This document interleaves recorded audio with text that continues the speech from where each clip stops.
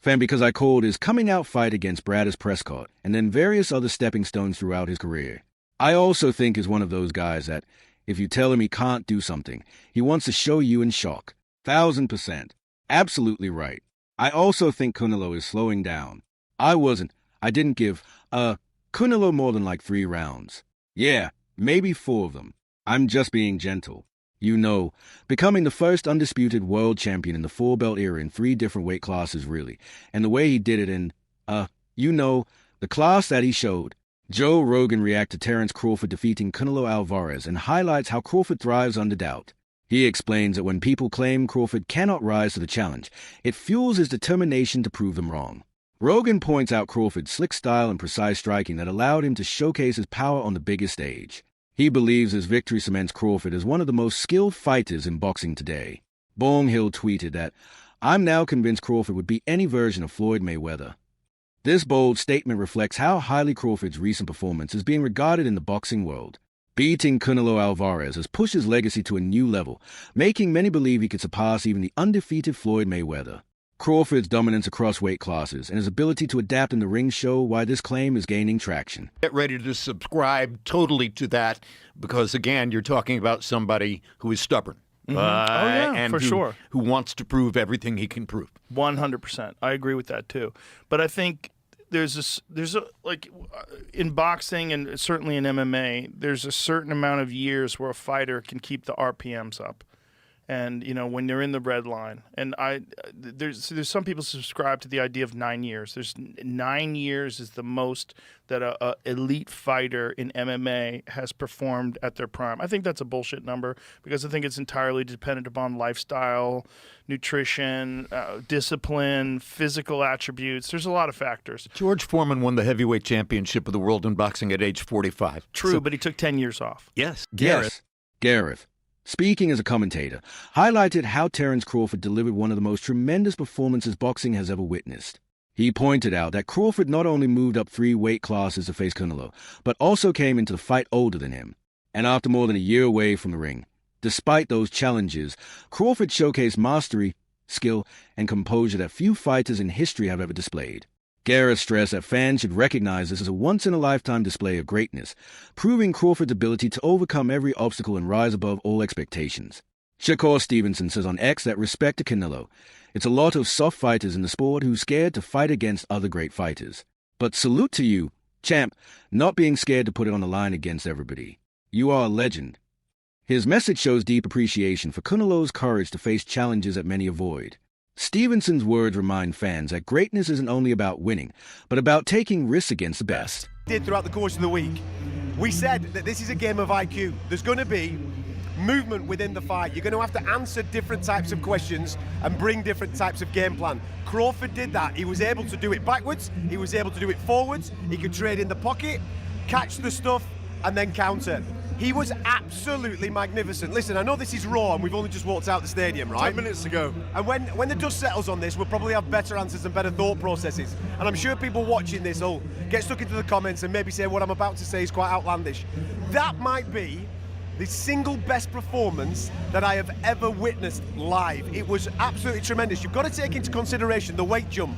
This is a man that was champion at 135, 140, 147, and obviously recently at 154. But let's be honest, he even jumped up to 154 pounds for that. To go then up to 168 and take on the former pound-for-pound #1 king on a Mexican holiday weekend in Las Vegas and managed to beat him on the cards when the judges tried to do him, mate, it is out of this world what Terence Crawford just did. And he needs all the flowers in the world, he needs all the praise in the world, and I don't think you're wrong, mate, by saying he's the pound-for-pound #1. It's an ever-moving list. That performance alone deserves to put him right at the top of the He's become. There's an argument that he becomes an all-time great with that performance, like you say, because the majesty, the poise, the presence all week, the pinpoint accuracy of everything he did in there, to the fact that in the end Canelo was frustrated and knew he couldn't do anything to Crawford, and he started visibly frustrated, wasn't it? No, visibly frustrated that he started to do a weird kind of showboating because he didn't have any answers for what was happening and unfolding in front of him. I think Terence Crawford has rubber-stamped himself as an all-time great tonight, and I want to revise a view on him. I wondered whether he would have been capable of beating Floyd Mayweather at welterweight. Oh, you're going for it now, aren't you? And I think, yeah, we got to. I think he may well have done. Paolo Malignaggi emphasized that Crawford had achieved something historic. Becoming an undisputed champion across 4 divisions is rare, and the way Crawford executed it against Canelo stood out. Malignaggi compared Crawford's dominance to Floyd Mayweather's reign in his own era, calling this the beginning of Crawford's era. His perspective showed how the victory was more than just a win. It symbolized a shift in power, marking Crawford as a defining figure of this generation. Flawless. I mean, Terence Crawford has had an amazing career against a lot of very good fighters and world-class fighters, and honestly has barely lost a round. When you look back at Bud Crawford's career, there is something really special.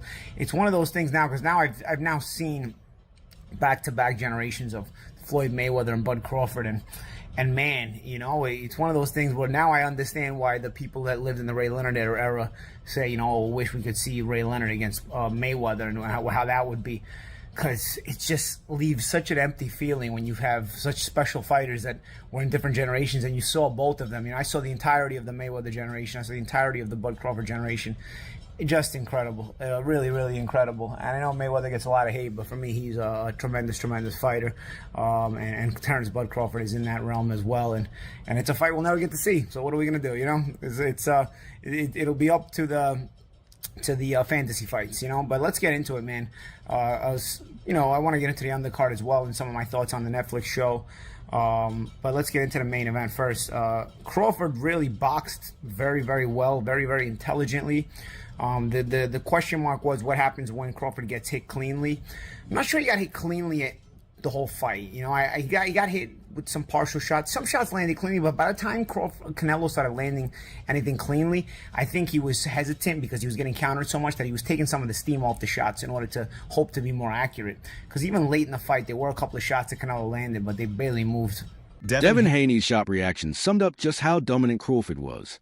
He dismissed the idea that Canelo had any real foothold in the fight, saying he couldn't give him more than 3 or 4 rounds at best. Haney's remark was both an assessment and a challenge. It reinforced how decisive Crawford would appeared and implied that even the top young champion saw Canelo as no longer the untouchable force he once was. How'd you score it, Devin? I wasn't scoring. I didn't give Canelo more than like 3 rounds. Yeah. Maybe 4 if I'm just being generous. Can't get away from this Maybe fucking crowd. Are you shocked or not? Hey, right here to my left. Are you shocked or not? No, I'm not shocked. I knew that if you kind of fight. Hey, right here to my left. Are you shocked or not?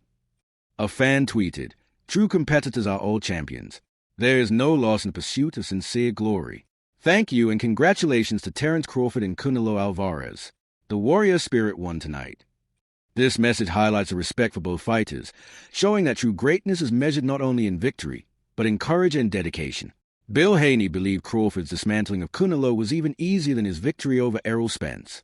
He said he had predicted this outcome, stressing Crawford's greatness. This viewpoint underlined how effortless Crawford made the fight appear despite Canelo's pedigree. By comparing it to the Spence fight, Bill highlighted Crawford's increasing ability to neutralize elite opponents, making each win look smoother and more decisive than the last.